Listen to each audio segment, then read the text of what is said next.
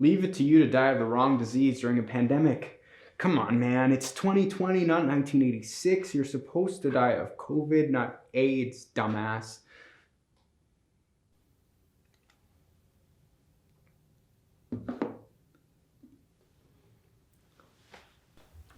It's weird coming in here one at a time, you know? I mean, couldn't I just steal the urn? I'm not saying I'm going to, I'm just saying I could. Whole line of people out there. It looks longer because of spacing, but you know. You'll be hearing shit like this all day, like so sad, so much potential, we'll miss you, blah, blah, blah. You know, here we thought we were getting old, but they're gonna say that 31 was in your prime. Yeah, tell that to the Twinks on Grindr, but okay. Maybe one of them will steal your urn. Yeah, and they'll take you someplace poetic, like sprinkle you into the ocean, not realizing that if someone ever actually took you to the ocean, you would have complained the entire time about sand in your ass. But then, you become sand in someone else's ass, like revenge. Nah, but I guess they'd notice pretty quickly if you got stolen. You know, they're putting you in a wall. Yeah, that's what your sister said. She came out of the woodwork somehow, so no sprinkling you over a lake or whatever.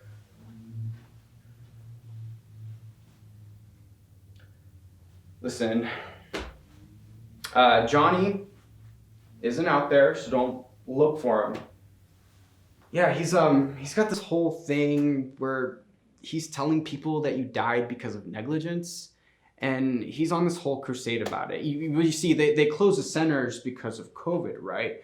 But he says that they only close them in the poor parts of town. In the rich parts of town where people have health insurance, those centers are open. Well, kind of open. But yeah, I guess he's got the numbers to back it up. I guess someone did a study, so Johnny's on a mission. But y'all were together for a hot minute. I think he should be here.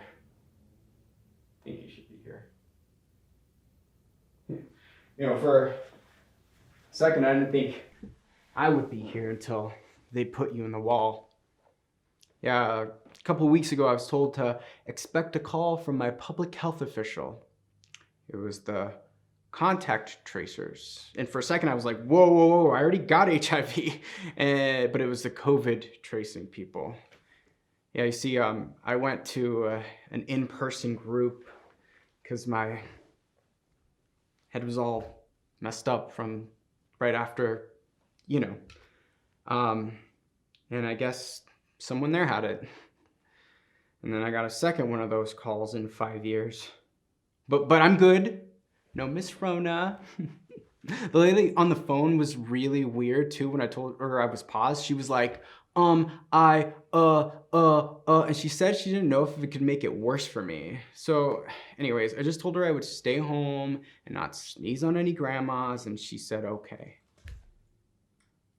You know, I'm glad you never got a call like that.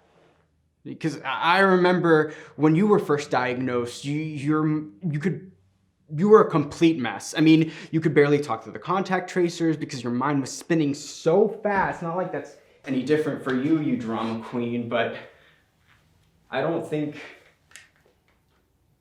you would have liked the anxiety. You know, having to wait to find out if something new is living in your body. You know, but with COVID, the scare's not the same. We don't have those zombie pictures of people with kaposies and walking skeletons and shit that they used to scare people with in the 80s. No. With COVID, there are no pictures of the apocalypse happening on your skin, so nobody's afraid enough. You know, they didn't need to socially distance us. No. Everybody just ran for the hills on their own, talking about being clean and disease-free and staying away from us lepers. Yeah. The governor didn't need to tell people to do that. They did that on their own. They knew to stay away from the guy with HIV. So, maybe you wouldn't have freaked out so bad this time. Maybe that's not a good thing. But anyway, I couldn't get Dolly Parton here. I know, that was your one request, and I feel you, but she didn't answer my call, so,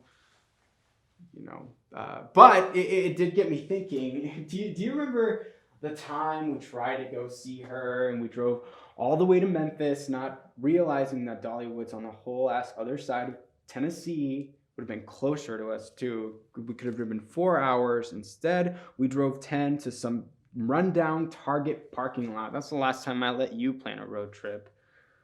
But I remember,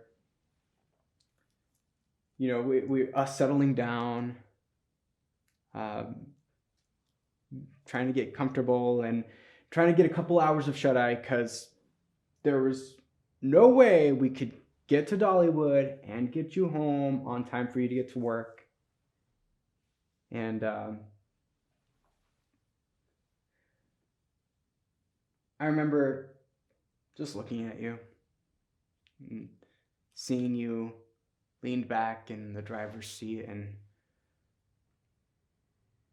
I was getting comfortable in the passenger seat. And some asshole was spray painting from the wall across from us. And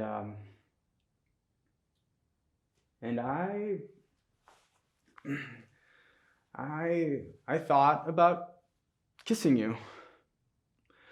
But you were with Johnny, and even though I don't get your whole name thing, I don't care what you say, the guy does look 50, but I got you.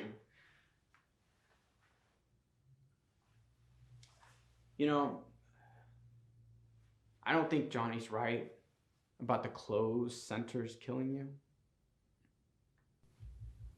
I saw you falling off. I've seen you go through some serious, moody phases when depression hit you because you acted like a whole child, even if you don't want to admit it or not. I didn't know it could get so bad if you stopped taking your meds. I don't get how someone does that. HIV is not a death sentence anymore. It sucks, and it'll eat your paycheck, and worse if you don't stay poor enough for government assistance, but you're not supposed to die. I mean, look at me. I'm in the best shape of my life. I've never been to the doctor so much, You found a way to die. You must have. And I think it's easy for Johnny to go run around blaming the closed centers than it is to realize that it was your own doing, whether you meant to or not. It was you.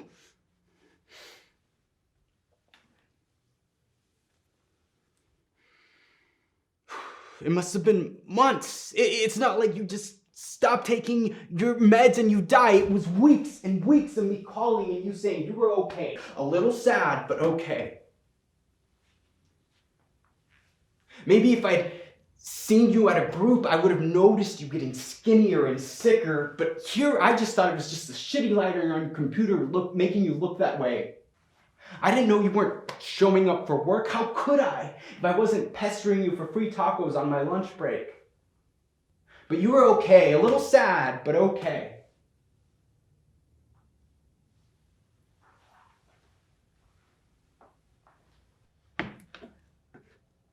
I called Johnny after I came to see you, and I saw that you were all, and he didn't say anything for a while. And then he said that he knew so many kids that died of AIDS during the crisis that he doesn't even remember their names. And then he hung up. I guess when you're the only one that makes it out alive, you're not ready to turn back around for no one. But I think you should be here. Oh shit, I've been in here too long. Listen, man, I don't want to do this. I don't want to have to come see you like this. I know it's not about me, but I don't want to have to come see your name and some cement on every birthday or every anniversary. So fuck it. We're doing this. We're going to Dollywood.